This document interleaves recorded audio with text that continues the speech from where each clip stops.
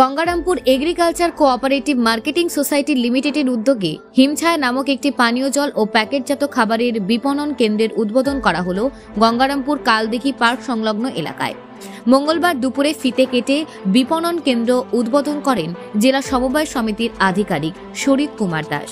গঙ্গারামপুর পৌরসভার 18 নম্বর ওয়ার্ডে অবস্থিত গঙ্গারামপুর কালদিঘি পার্ক আর এই পার্ক সংলগ্ন এলাকাতে Gangarampur agriculture cooperative marketing society লিমিটেডের উদ্যোগে পানীয় জল ও প্যাকেটজাত খাবারের বিপণন কেন্দ্র গড়ে তোলা হলো।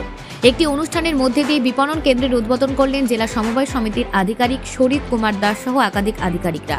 এই বিপণন কেন্দ্র আগামী দিনে একটি বিশাল রূপ ধারণ করবে বলে জানিয়েছেন আধিকারিকেরা।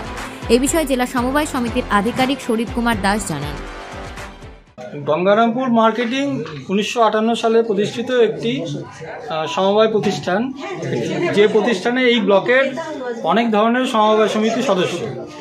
এর মূল উদ্দেশ্য যে সমবায় সমিতির মাধ্যমে সাধারণ মানুষের কাছে ন্যায্য দামে বিভিন্ন ধরনের কৃষি দ্রব্য থেকে শুরু করে বিভিন্ন ধরনের ভোগ্যপণ্য বস্তু বা অন্যান্য অনেক কিছু সেটা পৌঁছে দেবে। এই সমবায় সমিতির আওতাতে হিমঘর রয়েছে, এদের অনেক কিছু নানা রকম ব্যবসা রয়েছে। আগে ধান কিনতো, নতুন আমরা কিছু চিন্তা ভাবনা করেছি, তার একটা প্রতিফলন সেটা হচ্ছে যে এই ঠান্ডা পানীয়, চকলেট, আইসক্রিম ইত্যাদির একটা বিপণন কেন্দ্র তৈরি।